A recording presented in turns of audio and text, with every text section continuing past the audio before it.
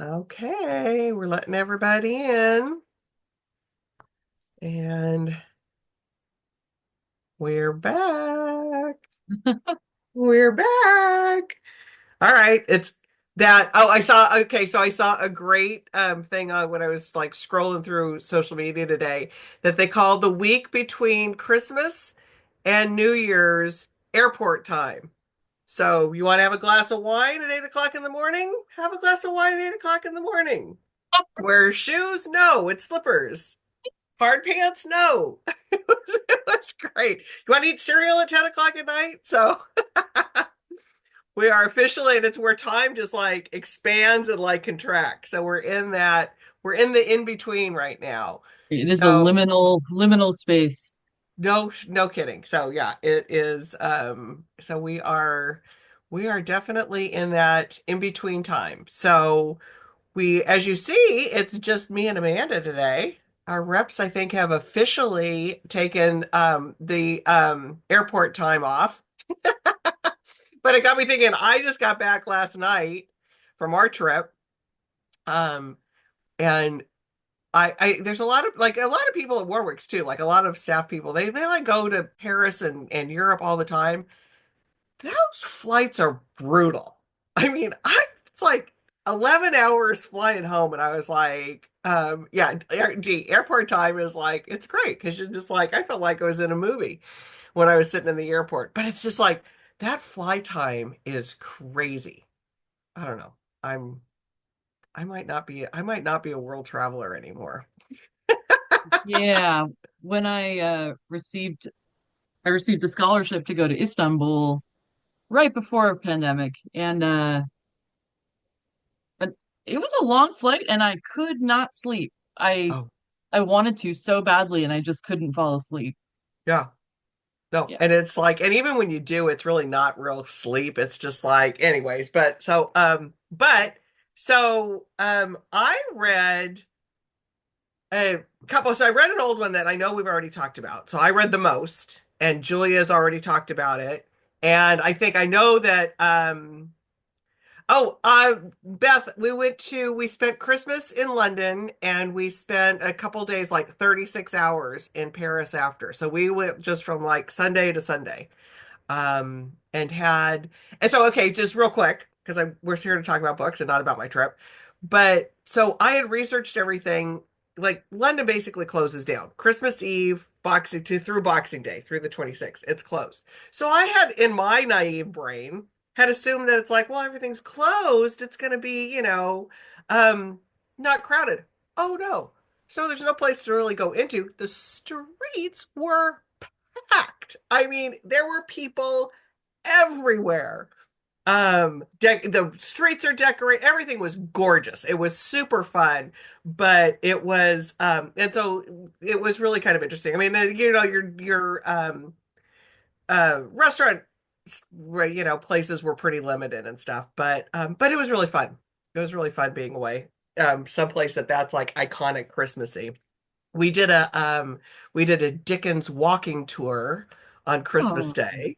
So that was really fun. Although I have to say, the tour guide that we had, it was pretty funny. She would like point at the store and she'd go, "Well, that used to be where the knocker of Jacob Marley used to be." And there's this like big old modern like building with this one like, well, that's the house that Dickens used to live in. It's like this knocked down modern building. So most of it was great, but there was a couple really funny things that was just like, oh my God, this is hilarious. But anyways, actual ghost stories like yeah, that used yeah, to be this that used to building. be there. But anyways, that This was really fun. So I mean, we walked all around that older part of London on Christmas Day doing a Dickens tour, which was it was very fun. So, since we don't have any reps here today, and we're kind of like I said, that airport time between, not a lot is being released this week.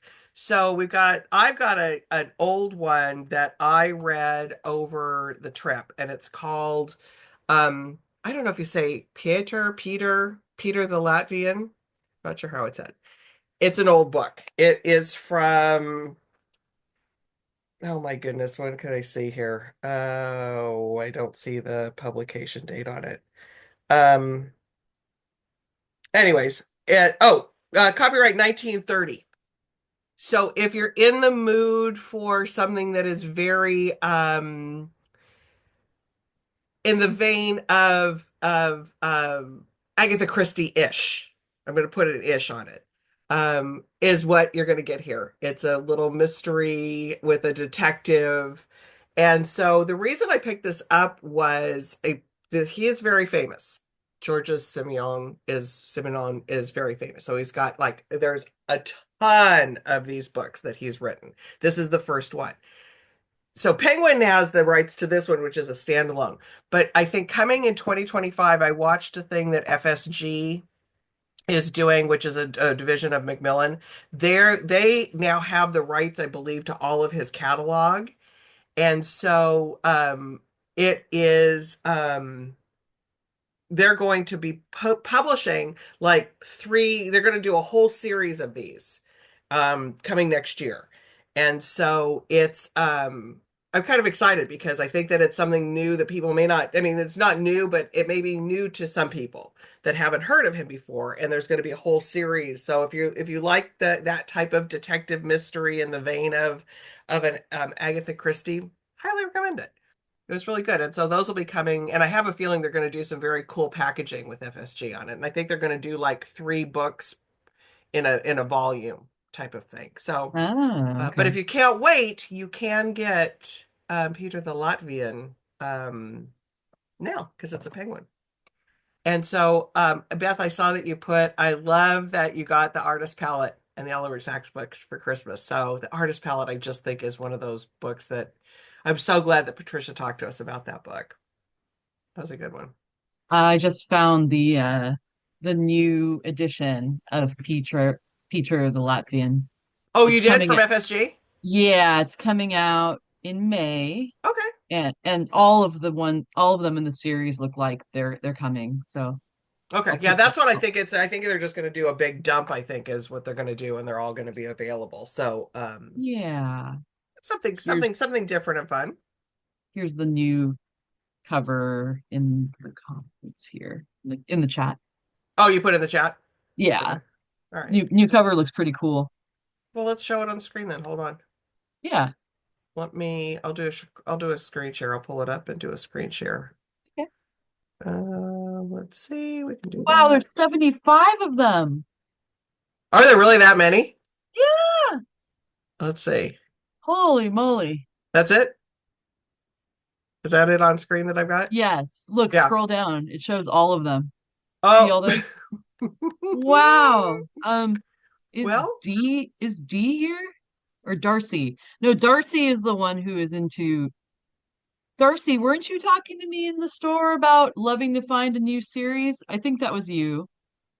well, if so, This might here be you a good go. one where you have Here something you go. you can look forward to and savor.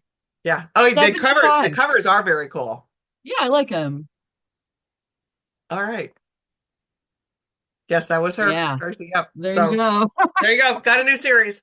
All right. Well, that's why I mean, sometimes we watch some things that are like coming, like a couple of the books that I can talk about that I've read aren't coming out that I just, so we'll talk about like some 2025 things that are happening. But so we watch a lot of things that are for things that are coming in the future. So it was really fun to find something that was older, um, that you can still get now. Okay, here's the funny thing, Darcy. So I'm sure I've talked about it on here before. Because in fact I know I did. I talked about Rouge. I talked about uh Bunny, Mona Awad, who's the author of both of those books. We were at an event with oh God, he wrote Havoc. Christopher Bolin. Yeah, Christopher Boland, who wrote Havoc. And so Jason Blitman, who did the interview, we admitted that we were Agatha Christie virgins. We had never read Agatha Christie before.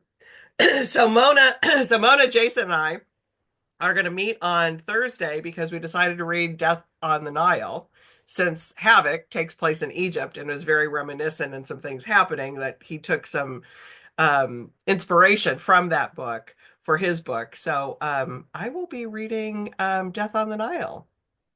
Okay, yeah. Okay, Beth, so there you go. So yeah, I could never pronounce how he says his name. I'm not even going to try right now for Inspector Maigret. Maigret? I don't know. All Um, takes place. And one of the reasons I picked it up because it all takes place in France. And so since I was going to Paris, I was like, hey, why not? cool. So a couple books that, yeah, the Bruno series is great. Um, is that God, why am I blanking on her name? Donna Leon, Leon. There we go. right? Had the first name. Had the first name right. Okay, so couple books to look forward to for next year. Let me see if I get my screen share up again. And then we're going to talk about what Warwick's top 10 books were this year. So we'll give you, if you get our newsletter, you may have already seen that, but if not, we'll let you know what our top 10 were. So let me get the screen share going again. Okay, so some fun things to look forward to for next year that I've read. Um, and I believe that this is Harper. So y'all have heard me talk about My Husband by Maud Ventura. And if you haven't read My Husband yet, pick up My Husband. It's fantastic. But Make Me Famous is coming out in April of next year.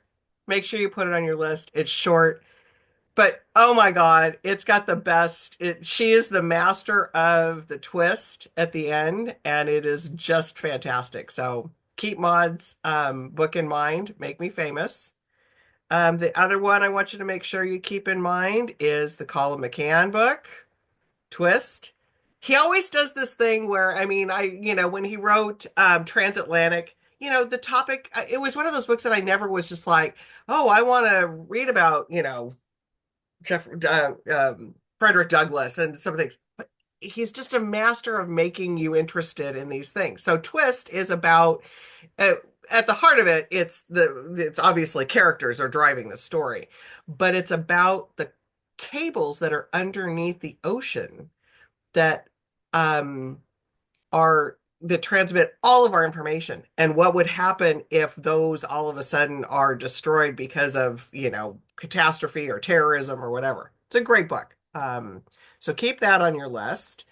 Nesting is coming out in February, so this one's relatively close. This is another just really great character book set in Ireland. So I don't need to say any more about that because you know me and my Irish. Victorian Psycho. Did, did Oh, you get this one? Have you read this oh, one? I have not, but I loved Mrs. March. You love Mrs. Martin. This is going to be right up your alley. It's Oh man, so good, twisted in just all the right ways. So, and another short one, 208 pages. I mean, you read it in a sitting. So that's a fun one to keep an eye on. And then last but not least, for things to look forward to in 2025, Friends of the Museum. Um, I love this book. I love the cover this painting is it just says it all. But this is one of those books that this is a big fat one. What's it say? It's 496 pages. This is one that, you just have to, and a couple of people have read the galley at work and at the store and basically they were like at first it's like what am I reading, and so you have to just kind of get into the rhythm of it because what it is it's the people who work at the museum.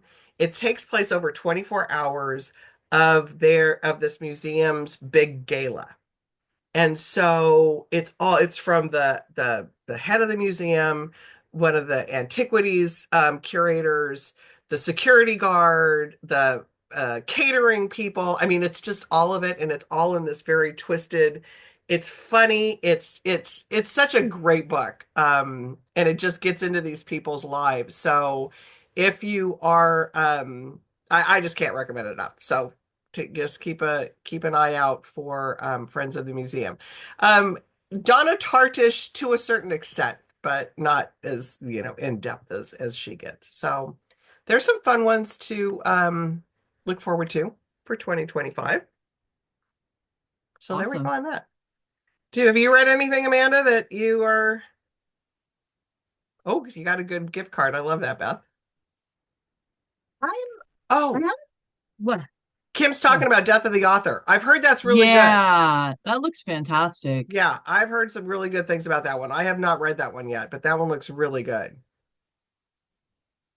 Something, this is not a future book. It's been out for a while, but I do want to mention this is a book from Biblioasis. And this is the same author as a book I really loved called Case Study that was Mm. nominated for the Booker in 2023. And this is a murder mystery, but I just remembered it because the phrase "death of the author." Th this author likes to explore the line between who's telling the story, who's investigating the story, who's within the mystery itself, blurring the lines of the way you think certain characters are supposed to be acting in a murder mystery, a case of matricide, and it's very good. Set in France. Um, recommend this one. That one sounds really good. Yeah. Um, What are you thinking okay. of, Darcy, when you're thinking of good historical fiction? I want to hear. Um, yeah, I want to hear more. I'm always looking for new historical fiction. Yeah, because there's always, I mean, and also there's so many different time periods that historical fiction can like fall into. Um, so Claire Fuller, was it Claire Fuller? No. Excuse me while I'm looking up authors. Well, yes, okay. Claire Fuller today did on Instagram, her and her husband is a librarian. So they did their top 10 lists for 2025 or Yeah. 2024 of what they've already read. And a lot of their titles were older titles that they've done, but one of them was called Lord Jim at Home. But I can't, I was just trying to look it up because both of them said it was one of the most twisted, funny, and they used the word grotesque, which I just like that to me was like, okay, now I'm like intrigued. I got to know what this is. But the version, they live in England, so they have all the UK versions. So I don't know if we have a version of it here. I think it's a reissue. Huh. They had a reissue, which I think ours is an older version. But By Dinah Brooke. I think so. Okay. Yeah. Oh yeah, there's one that came out in 2023. Oh, there is? Uh-huh. Okay. Put it in the comments here. I want to see what it looks like. Maybe we can show everybody what it looks like. Yeah. Um, because it's not what, oh, y'all just went away. Where are you, y'all? Oh, we're here. Are you I'm here. here? Can you hear me? Yes, but it's like somebody's taken over my computer. Okay, that was What? really bizarre. Oh no. Uh-oh. Um, okay, let's see what this looks like. Okay, that's the one I saw too. Is that the 2023 version? Hmm. Okay, let me show it to y'all. They had the UK just does covers that are just awesome because the cover that they had for that one was just amazing. But in case y'all are interested, here is Lord Jim at Home. Um, I've got no idea what it's about. Middle class dysfunction, published to controversy in 1973. Um, so anyways, so if you're looking for something twisted and, as they put it, grotesque, there's Uh, something for you. Darcy and Dee are mentioning The Stolen Queen by Fiona Davis. Oh, she's so good. She is. She's been in Warwick's a couple times, just visiting, just dropping Yeah, in. She was really sweet. yeah. Yeah, that sounds great. The Rebel Empresses, we're actually going to have a event with her. Are we? Um, what's her name? Nancy Goldstone. Oh, yes, yes, yes. Yeah, so we're having an event with her. So if you're here, so Darcy, keep an eye out for that one. Okay, so now we're just gonna, look at what was Warwick's 2025. Let's see if I have the right page still pulled up. Nope, I sure don't. There we go. There we go. Here is what our bestsellers were And I have a feeling most of you have already read all of these, so you're part of what makes these our bestsellers. Um, so here we go. So we'll start with, of course, Amor Towles, Table for Two. Everybody loved that one. Kristen Hanna, The Women. I love her and I love this book. I thought she did a great job. James was number three, which I thought was interesting. I'm surprised. Well, yeah, okay, here's why. Table for Two, we had an event. We did not have an event for The Women, and that came in number two. And we did not have an event for James. So those are strong sellers without events. Blackbird Oracle, that was an event, but still a great book. Um, The Phoenix Crown, Kate Quinn. I think you've read that one. Our local Linda Moore came in number six with 5 Days in Bogota. Carly Fortune. We like a good, fun romance. This summer will be different. Anna Quinlan, she was an event after Annie, but still strong sales on that. Frozen River, Ariel Lawhon, she is just amazing. She writes great books, amazing author too. She's just a wonderful person. And then our beloved Frances Mays with A Great Marriage came in number 10. So that's our fiction top 10 for the year. And then our nonfiction, Amy Tan, of course, Black-Haired Bird Chronicles. This is interesting because it's great that she came in number one because what happened with this one is the publisher didn't quite print enough in the first printing. So there was a very long period of time where it was very hard to get this book. And so it finally came back into print and there's plenty now. But there was a long period of time, still ended up our number one for nonfiction. Ottolenghi's Comfort, loved him. Actually, we stayed, one of the places that we stayed in Chelsea, we were right across the street from one of his, it's kind of one of the marketplace kind of restaurants. It wasn't like a full-on restaurant, but so that was kind of fun being close to that. Jen Psaki's Say More, Nancy Pelosi's The Art of Power, Indulge, um, by Valerie Bertinelli. She was lovely. Just adored her. And so her cookbook's just very, it's filled with, easy recipes, but also great little anecdotes and stories. Um, I think this is Amanda's boyfriend, Carrie Elwes.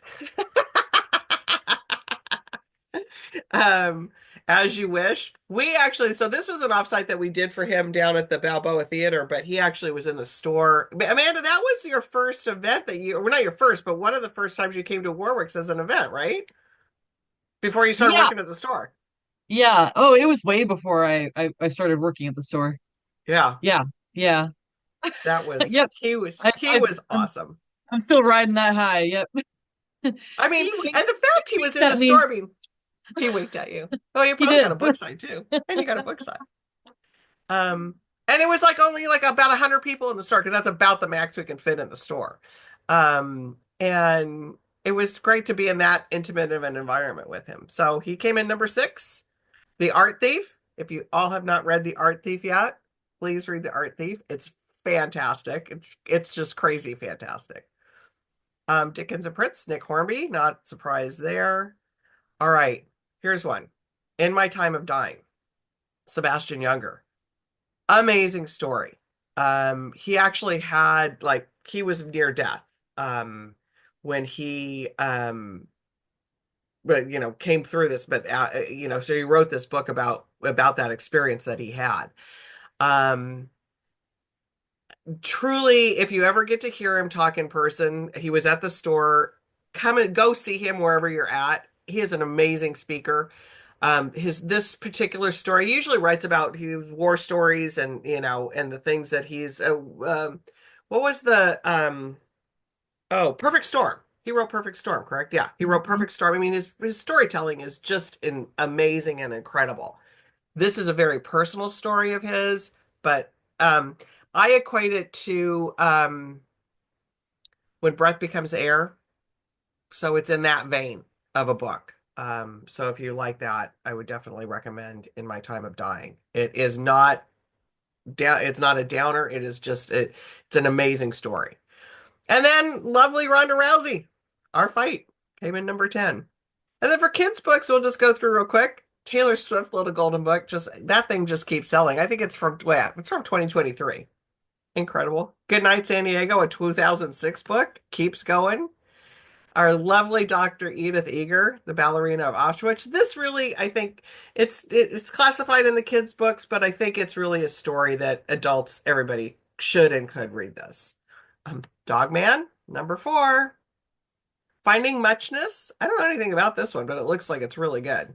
Number 5 on that. Little Seal. It's a finger puppet book. I have a feeling that's number 6 because we live so close to the seals, more than likely. And The Wild Robot. I know Julia's talked about this. Well, she's talking about these two, The Wild Robot and Night Owl. So super cute that those are number 7 and 8. Madeline. Can't go wrong with Madeline as a board book, number 9. And then Only California. Weird and Wonderful Facts, number 10. So those are Warwick's top 10 in both fiction, nonfiction, and kids' books. So, uh, yeah, events definitely influence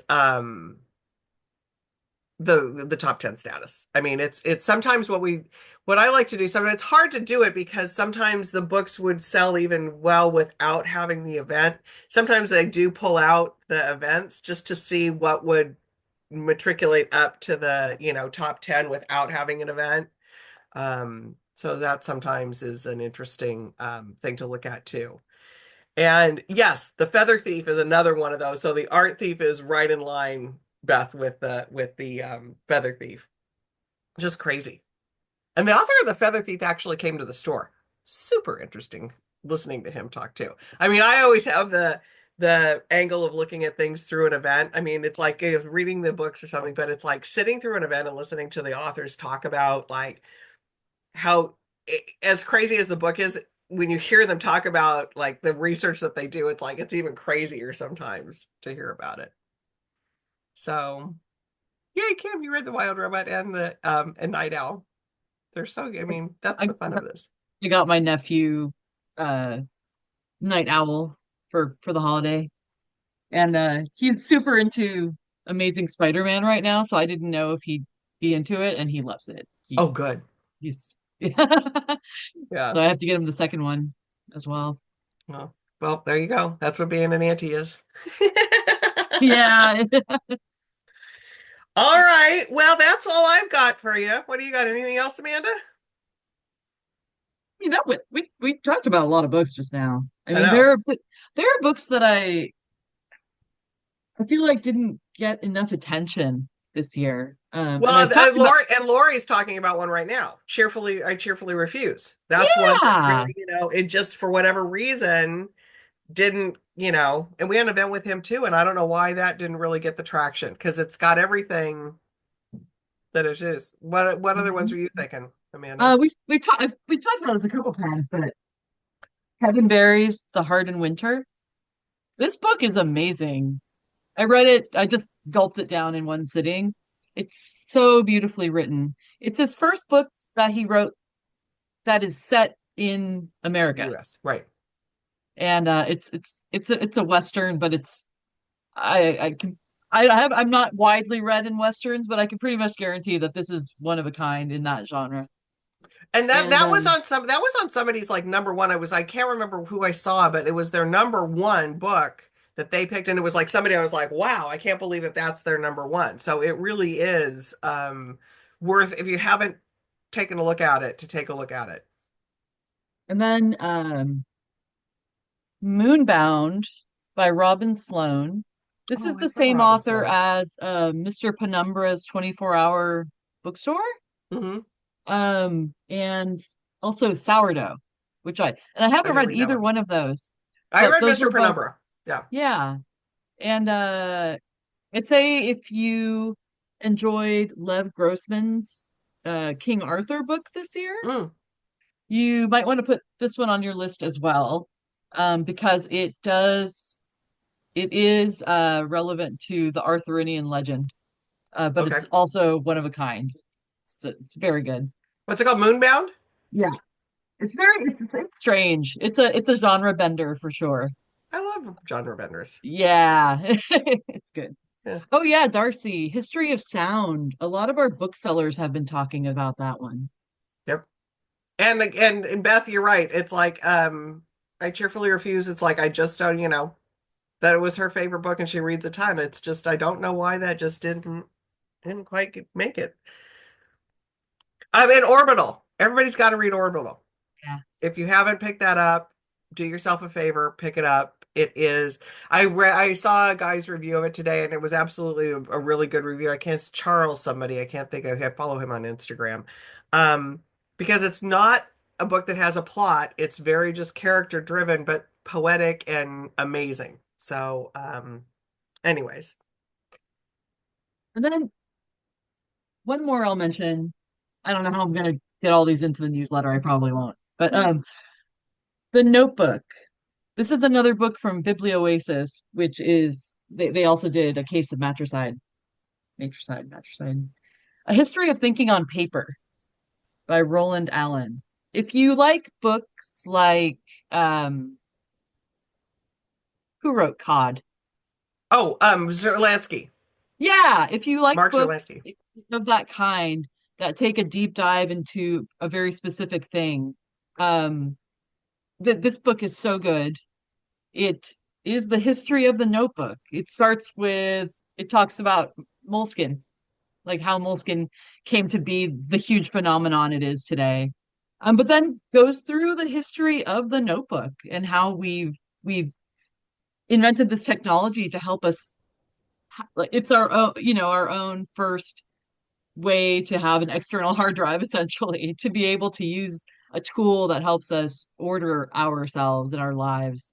And the author also talks a lot about the neuroscience of thinking on paper and how we're finding out that it can be used therapeutically, like just the act of writing. I mean, it's something we've known, but the way he writes about it is so good. So if you know anyone who loves notebooks, it's a really easy thing, a really easy gift to give anyone who loves to write or to collect notebooks that they never use. Okay. Well, okay, but here's okay. It's so funny that you're mentioning this, and I'm going to have to get this book for my daughter because my adult daughter who went on this trip with us, the only thing that she wanted, there's a very famous in Paris, a notebook, a leather bound notebook place, called Louise. Oh, I can't think of the last name of it. Anyways, they're very famous.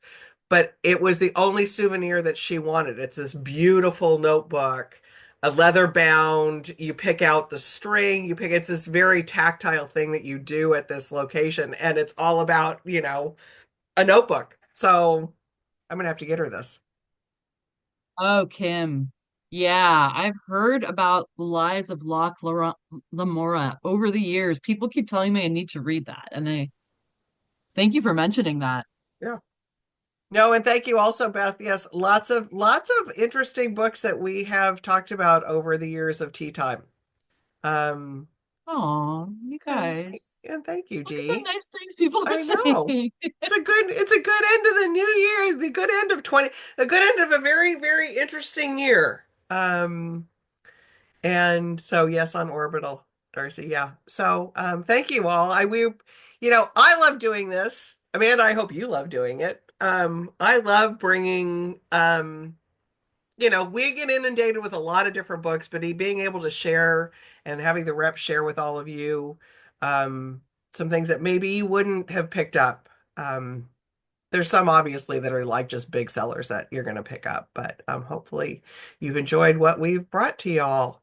I Um, just noticed that Dawn mentioned the another book Thank from you, Lori. the author of History of Sound called Six Six Walks. Walks. And Yeah. I didn't realize it was the same author. Oh, That's another one that I think didn't get a lot of attention, but yeah, I'm gonna put the link in the chat here. okay. A Tin Um, House book.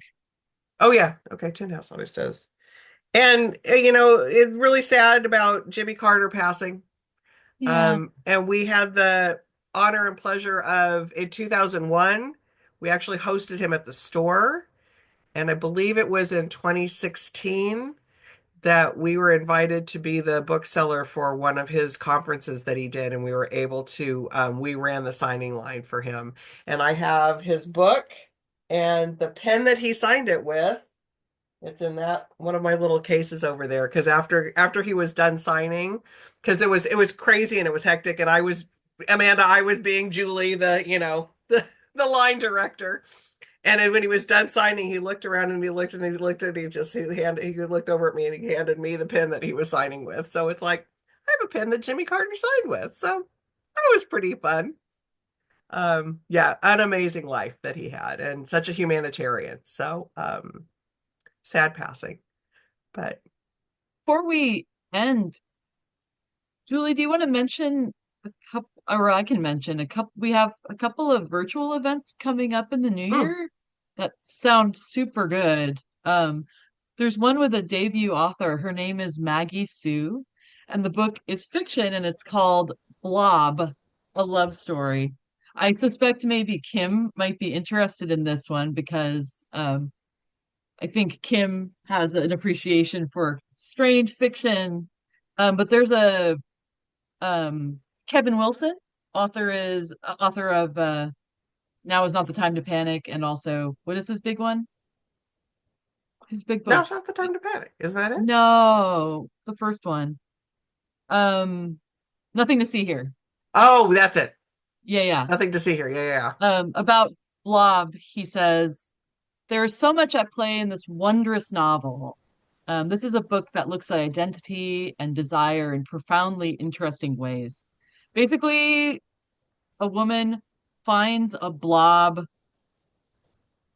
on the street, maybe, and realizes that it's a sentient blob of stuff that she can shape. So she decides to shape it into her perfect boyfriend.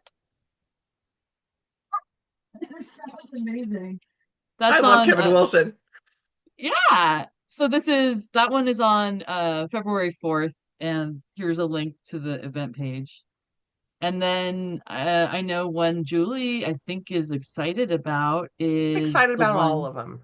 well, of course, but the one with um Nathaniel Ian Miller, Oh, author, yeah. yeah, author of the Memoirs of Stockholm Sven, which I still haven't read.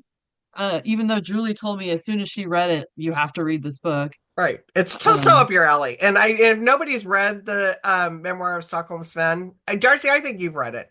Um, it's so good. And so we're doing a virtual event with him for his these are new book. both, are free events, so just Yep. follow the links and register now and join us. It's always awesome to have you all in in the webinars with us because Yeah.